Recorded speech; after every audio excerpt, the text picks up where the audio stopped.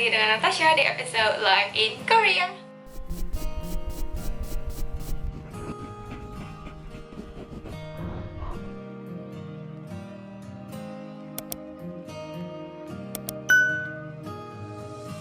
Di episode kali ini aku mau bahas tentang culture shock apa sih yang aku alami saat awal-awal ke Korea. Aku dulu udah pernah bahas tentang orang Korea yang culture shock saat ke Indonesia bareng Akang Daniel nih di video ini. Kalian bisa cek kalau belum.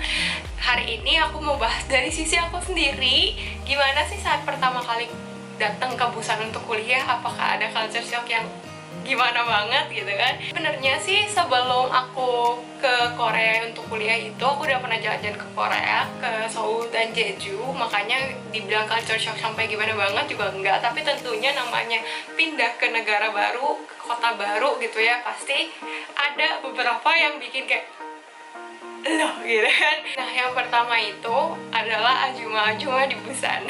Kenapa? Jadi Busan itu memang orang-orang Busan itu terkenal dengan aksen dan nada bicaranya yang tinggi gitu, yang ngegas gitu. Apalagi ngomong sama ajumanya gitu, kayak aku awal-awal tuh kayak loh kok berasa dimarahin, digas gitu. Tapi sebenarnya enggak, itu hanya nada mereka bicara aja. Jadi awal-awalnya nggak kebiasa, tapi lama-lama kebiasa juga.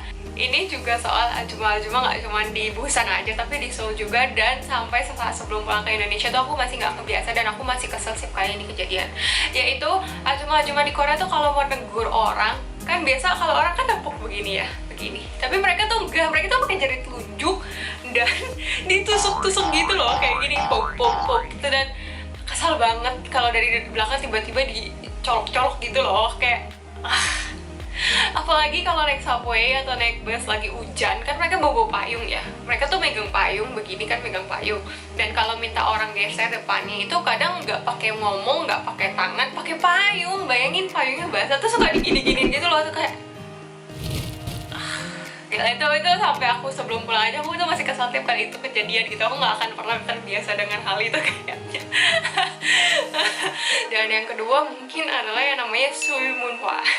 Suimunhwa ini adalah budaya minum alkohol yang sebenarnya aku udah tahu sih dari dari namanya nonton drama, dari lihat variety show. Aku tahu kalau Korea punya budaya minum alkohol itu, Suimunhwa itu. Cuman ketika melihat langsung, wow, it's another level guys. Kayak beda banget gitu, kayak bener-bener daripada yang digambarkan di drama itu jauh lebih kayak wah gitu ya. Apalagi aku kan waktu baru masuk kuliah gitu, ada yang namanya MT atau membership training. Aku pernah cerita di video ini, aku pernah ajak kalian jalan-jalan. Kalau penasaran boleh diklik, boleh ditonton.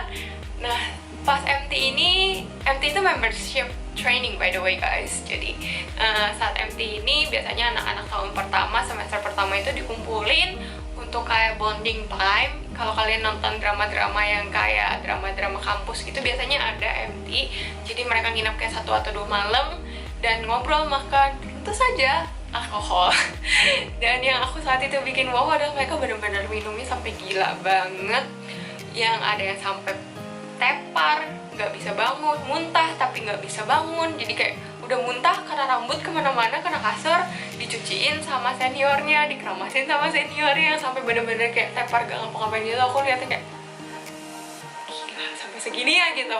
Bahkan besok paginya ketika bangun yang dalam kondisi masih hangover itu mereka minum lagi. Tuh aku kayak bangun-bangun pagi-pagi, gila nih orang minum lagi gitu kayak. Memang nggak semuanya seperti itu sih, cuman mungkin karena masih anak kuliahan juga, masih kayak free gitu kan, jadinya mereka kayak wow gila minumnya parah banget. Dan yang ketiga ini berhubungan dengan minum juga. Jadi pemandangan orang-orang mabuk itu di jalanan, apalagi saat malam Sabtu, malam Minggu, itu nggak heran banget, banyak banget. Apalagi kalau tinggalnya di distrik perkuliahan gitu, distrik deket-deket kampus gitu kan. Itu benar-benar yang kayak wah gila, ada yang meluk tiang listrik, ada yang tepar di jalanan, ada yang dibopong temennya. Itu udah kayak not something weird gitu loh. Aku awal-awalnya tuh kayak ngeliatin gitu, menghindar gitu. Dia mabuk nggak mau deket-deket gitu loh, dia apa-apain kan. Tapi sebenarnya selama kitanya nggak cari ribut sih nggak akan diapa-apain. Yang penting jaga jarak aja saat ada orang mabuk. Sampai akhirnya aku juga udah kayak kebiasa, mabuk lagi, orang mabuk lagi gitu. Kayak ya begitulah. Terus yang keempat adalah mungkin rokok. Orang Korea tuh banyak banget yang ngerokok, apalagi yang cowok-cowok yang sudah selesai wajib militer. Mungkin di militer banyak yang lihat seniornya ngerokok, kira ikut ngerokok juga. Jadi itu lumrah banget sih lihat mereka ngerokok di jalanan sambil jalan. Itu aku kesel banget sebenarnya karena aku sensitif dengan asap rokok ya. Tapi mereka tuh taat kalau misalnya di dalam ruangan yang no smoking room itu mereka nggak akan ngerokok. Jadi mereka rata-rata ngerokoknya di luar. Tapi yang bikin aku sebel adalah mereka ngeludahnya tuh di sembarang tempat gitu loh, bisa di jalanan. Bahkan waktu itu aku sempat menemukan juga ranjau di lift dorm gitu loh. Jadi sampai kayak jijik gitu loh, kayak kenapa sih nggak ngeludahnya kayak di tong sampah kayak atau gimana, di toilet kayak gitu kan.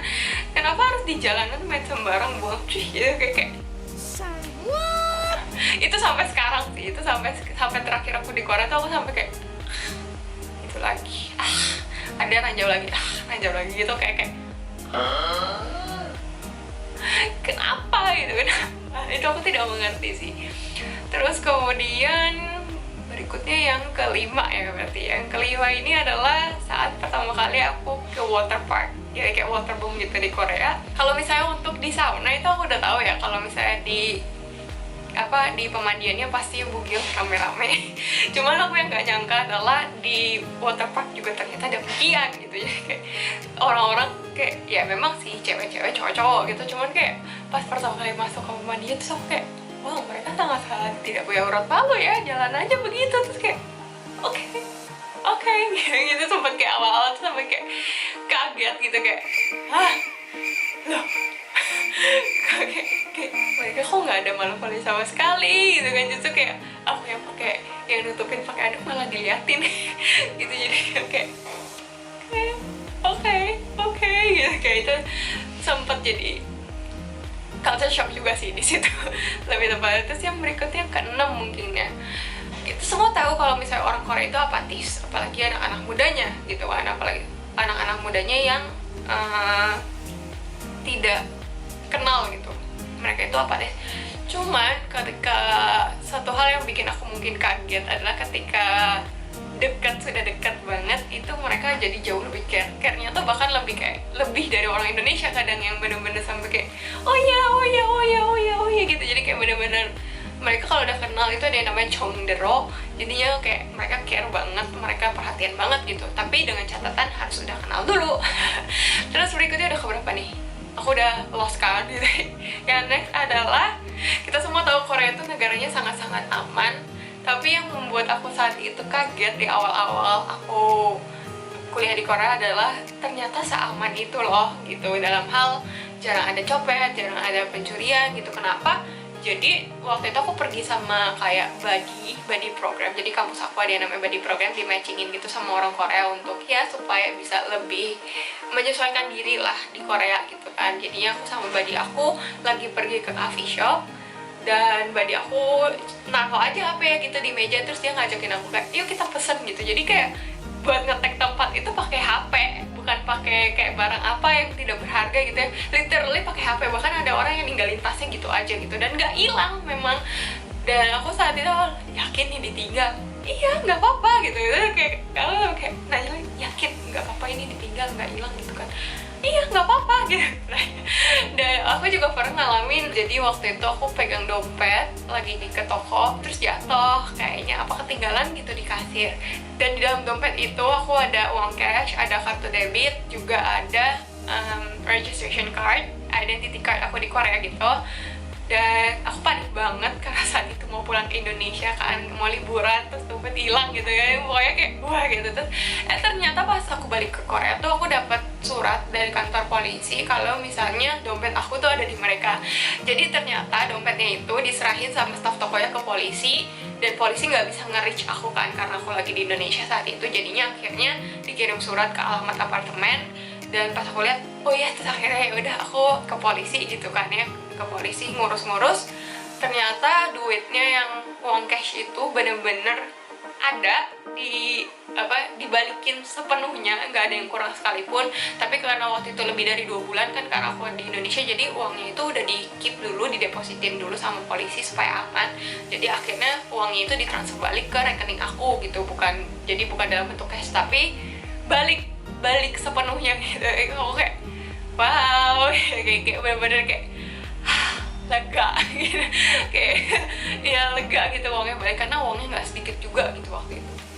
Dan setelah itu mungkin adalah ketika ini rame banget sih sebenarnya hal ini di TikTok, yang orang-orang ngomongnya kalau orang Korea bilang, oh iya nanti kita makan bareng ya next time, kapan-kapan nanti gue hubungin lo gitu kan. Dan itu hanya bagian dari basa-basi guys. Ditungguin sampai kapanpun gak akan ada, itu hanya kayak dalam bentuk greeting saja. Kayak misalnya orang-orang pertama kali ketemu, setelah berapa lama gak ketemu, kadang orang udah greetingnya tuh dalam bentuk udah makan belum bang, mau so itu tuh kayak versi lain dari halo apa kabar bagi orang Korea gitu. Jadi kayak itu awal-awalnya kalau ditanya udah makan belum, iya udah makan ini tadi, lu sendiri udah makan apa belum, biasanya aku jawabnya gitu. Terus kalau misalnya sekarang ditanya ah mau so, oh nenek gitu, kayak iya gimana kabarnya gitu, langsung nyambungnya ke situ, bukan kayak di take as literal meaning gitu. Karena itu bagian kayak figure of speech lah, kayak salah satu ekspresi mereka untuk menanyakan kabar, greetings lah gitu. Dan mungkin video hari ini sampai sini aja tentang culture shock, semoga menghibur. Dari sekian mungkin ada berapa tuh, ada 8 atau 9 poin yang aku sebutkan di video hari ini, bisa jadi pembelajaran juga buat kalian misalnya kalian mau ke Korea supaya nggak shock banget. Dan ya semoga menghibur video kali ini. Mungkin next video aku bakal bikin tentang reverse culture shock. Jadi ketika aku kembali ke Indonesia setelah tinggal di Korea sekian lama, culture shock apalagi yang aku alamin saat ada perubahan itu, saat ada transisi itu ya dari Korea ke Indonesia gitu. Jadi jangan lupa untuk subscribe channel aku, nyalain loncengnya juga biar kalian jadi yang pertama kali tahu ketika aku upload video berikutnya. Jangan lupa untuk subscribe this video, dan kalau kalian punya komentar tentang video ini atau kalian punya kritik, saran, dan request, kalian bisa tinggalkan di kolom di bawah ini. Dan jangan lupa juga untuk follow Instagram aku @natasha.cs biar kita bisa ngobrol-ngobrol lebih lagi, dan pastinya nanti akan banyak pembahasan menarik lainnya di Instagram juga ya. Once again, thank you guys for watching. I'll see you guys on my next video. Bye bye.